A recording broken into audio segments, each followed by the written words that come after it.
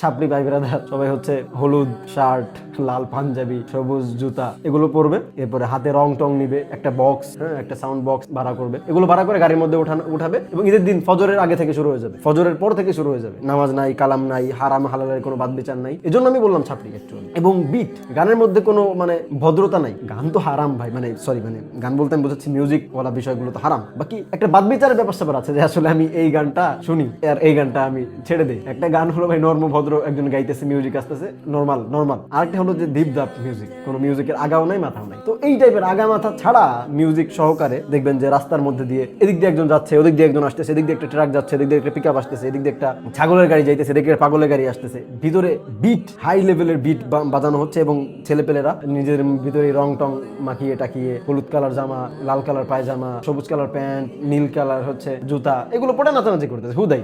ওদের কোনো ইয়া নেই, ওদের কোনো মানে জীবনের কোনো উদ্দেশ্য নেই। একদিক থেকে শুরু হচ্ছে ওদের যাত্রা, দেশের আর এক প্রান্তে গিয়ে ওদের যাত্রা থামছে। তো এই হচ্ছে অবস্থা। এই যে টাকাগুলো যে অপচয়, তো মুসলিম না হলে তো আর ঈদের এইগুলো করতে আসতো না। হ্যাঁ, দু একজন হিন্দু যুক্ত হয়ে যেতে পারে আনন্দের জন্য, সেটা ভিন্ন আলাদা। হিন্দু বা অন্য যে কোনো রিলিজনের মানুষজন আপনার সাথে যুক্ত হতে পারে, বাকি অধিকাংশ তো মুসলিম। তো ভাই এই টাকাগুলো আপনি অপচয় না করে আপনি আপনার সদকাতুল ফিতর আদায় করেন নাই রে ভাই। যারা এই ছাপড়ি মার্কের লোক ভাই ব্রাদার যারা দেখতেছেন এই ভিডিও, তারা বিষয়টা থেকে একটু শিক্ষা নেন। আর যারা ভালো এবং আপনাদের কোনো ভাই ব্রাদার আছে এরকম ছাপড়ি লেভেলের, তাদের কাছে কাইন্ডলি একটু শেয়ার করে দিবেন। কেন শেয়ার করবেন? তাদেরকে একটু এইটুকু বোঝান যে ভাই আমি কি করতেছি আসলে, আমার ঈদের দিন তো আমার এটা কাজ না, আমি আমার ওই টাকাটা আমি যেটা পিকআপের মধ্যে দিতেছি হুদেই, এই কিন্তু কিচ্ছু করে না। কি করে এক পাশ থেকে শহরের এক প্রান্ত থেকে ওদের পিকআপ বা ওদের গাড়িটা ছাড়ে, বিট বাজতে বাজতে আর এক প্রান্তে গিয়ে থামে, আবার ওই প্রান্ত থেকে আবার আসে, আবার এই প্রান্ত থেকে আবার যায়। এই জাস্ট এটা কোনো আনন্দ হলো? তুমি তো আনন্দের কিছু বোঝো নাই রে ভাই। তুমি ওই যেই টাকাটা মানুষকে মানে ওইখানে খরচ করলা, এই পিকআপ ওয়ালারে দিলা, যেই টাকাটা তুমি বক্সেট, বিট বক্স ওই যিনি অপারেটর করেন তাকে দিলা, ওই টাকাটা তুমি তাকে না দিয়া ঈদের নামাজের আগে কোন একটা গরিব পরিবারে যাও, কোন একটা গরিব পরিবারে গিয়ে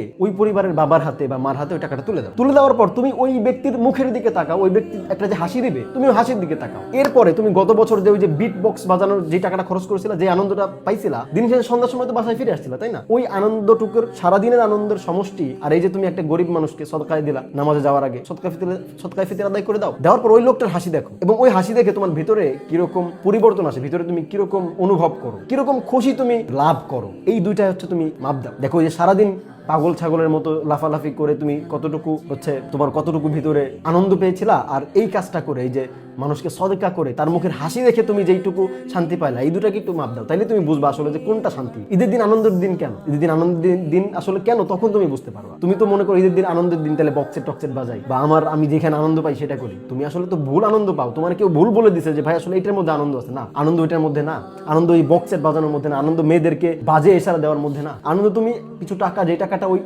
ব্যয় করবা, যে টাকাটা বাজে পথে খরচ করবা, ওই টাকাটা তুমি এবং তোমরা 4-5 জন ছাপড়ি ভাই ব্রাদার যারা ছিল, সরি এখন আমি ছাপড়ি বলবো, তোমরা 4-5 জন ভাই ব্রাদার যারা ছিল, তারা ওই সবার টাকাটা একসাথে করো। একসাথে করার পর ওইটা দিয়ে কিছু জিনিস কেনার পর ঈদের আগেই মসজিদে বা ঈদগাহে যাওয়ার আগেই টাকাগুলো একসাথে করে কিছু কিনে, ওই গম হোক, তারপরে চাল হোক, ডাল হোক, যে কোনো জিনিস তোমরা মানে পরিবারে যে সকল জিনিস খাবারের প্রয়োজন হয়, ওই জিনিসগুলো কিনে কোনো একটা গরিব পরিবারে নিয়ে যাও। তাদের 1 মাসের খাবার দেখবা হয়ে গেছে। তখন তারা ওই জিনিসটা দেখে যে হাসিটা দেবে, এই সেটা তোমাদের জন্য যথেষ্ট। ঈদের দিন যে খুশির দিন, তখন তোমরা বুঝতে পারবে যে আসলে ঈদের দিন একটা খুশির দিন, আল্লাহ তাআলা ঈদের দিন একটা আনন্দের দিন বানিয়েছে। তখন বুঝতে পারবে যে কেন ঈদের দিন খুশির দিন। শুধু এই টাকা নষ্ট করে উড়িয়ে বাজে ছেলেদের মতো কেন তুমি একটা বাজে ছেলেদের কাতারে কেন যাবা ভাই? বুঝো ব্যাপারটা, বাজে ছেলেদের কাছে কেন যাবো? আল্লাহ তাআলা বোঝার তৌফিক দান করেন। তুমি জাস্ট একটু বুঝলেই তুমি সঠিক পথে ফিরে আসতে পারবা। জাস্ট একটু কল্পনা করো আমার কি দরকার আছে, আমি লাফালাফি করতে কেন যাবো বাজে পোলাপানের সাথে? আল্লাহ তাআলা তৌফিক দান করেন। আসসালামু আলাইকুম।